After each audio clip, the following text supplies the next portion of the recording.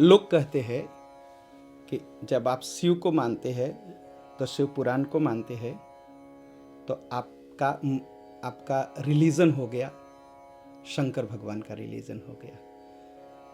कुछ लोग कहते हैं भाई हम विष्णु को मानते हैं और विष्णु पुराण मानते हैं, भगवत गीता मानते हैं, हमारा रिलीजन विष्णु का हो गया। लेकिन एक कहने वाले उनसे एक सवाल है। सवाल ये है कि क्या उन्होंने शिव पुराण पढ़ा? क्या श्रीमद् देवी भागवत महापुराण पढ़ा? क्या श्रीमद् भागवत महापुराण पढ़ा?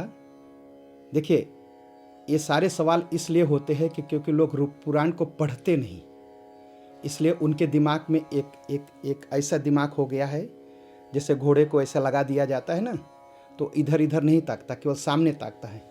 तो वो भी ऐसे ताक रहे हैं कि पुराण में केवल शिव जी की बातें लिखी है, और शिव पुराण में, और देवी पुराण में केवल देवी जी की बातें लिखी है, और श्रीमद् भागवत महापुराण में केवल कृष्ण भगवान की बातें लिखी हैं।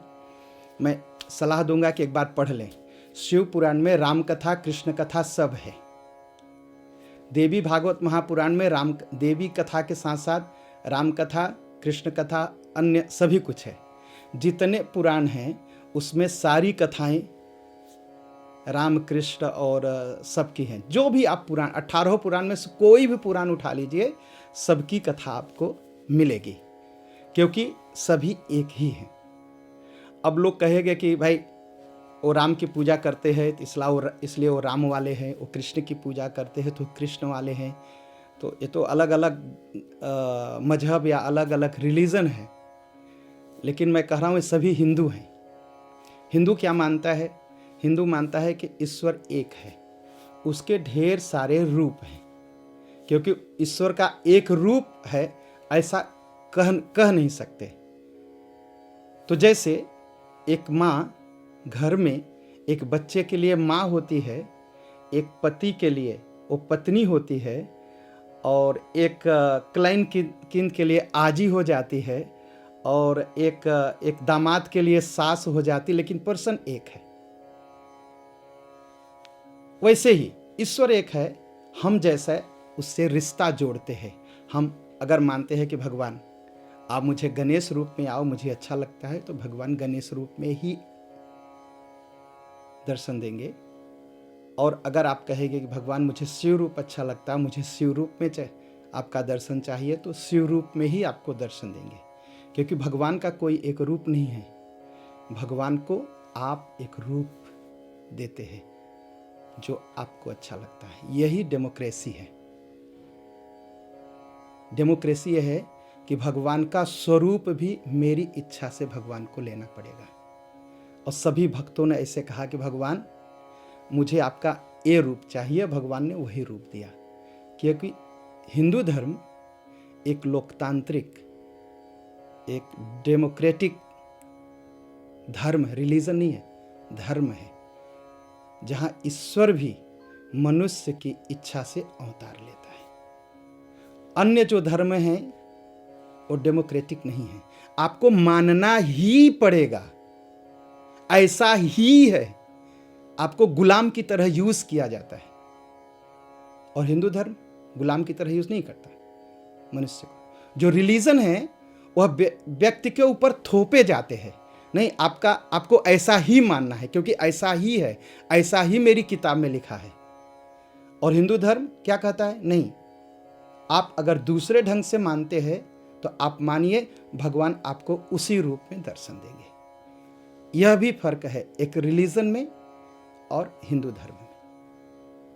आपका सवाल था कि कुछ लोग कहते हैं कि ईश्वर है तो दिखाई क्यों नहीं पड़ता? ईश्वर को दिखाई पड़ना चाहिए।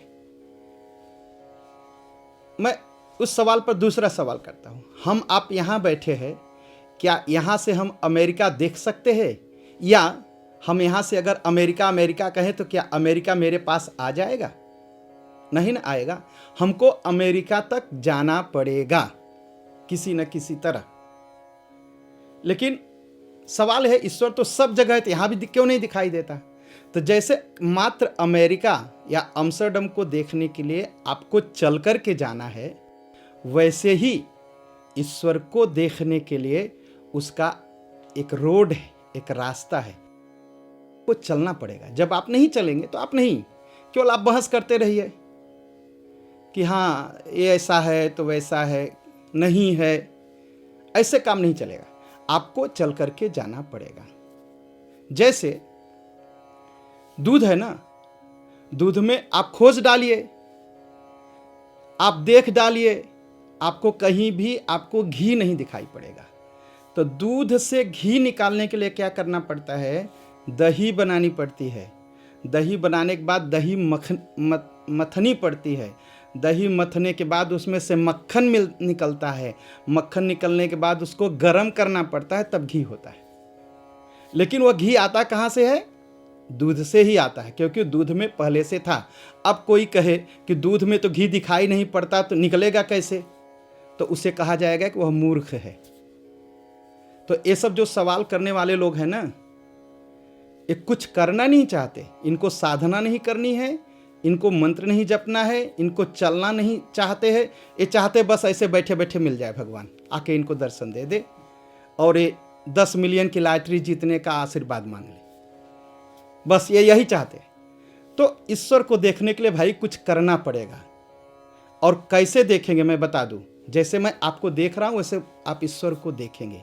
जैसे आप मुझे देख रहे हैं और मैं आपको देख रहा हूं, वैसे ही ईश्वर आपको दिखाई पड़ेगा। लेकिन उसके लिए एक नियम है, एक रास्ता है, एक सिस्टम है जिस पर आपको चलना पड़ेगा।